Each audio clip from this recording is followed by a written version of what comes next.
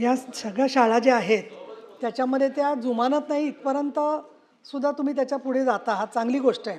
परंतु मुद्दा असा आहे की एखादी गोष्ट केंद्र सरकारच्या अखत्यारीत आहे याचा अर्थ राज्यामध्ये ते मोकाट काम करणार असा अर्थ होत नाही आहे.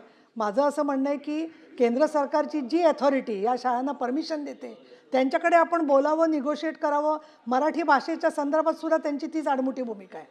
दुसरं म्हणजे मी अगदी जबाबदारीने वाक्य वापरते, अनेक आपले उच्चपदस्थ जे आहेत लोक, सरकारमध्ये असणारे विशेषतः प्रशासकीय अधिकारी आणि आपले नेते मंडळी, सगळ्यांची मुलं या शाळांमधून शिकलेली आहेत.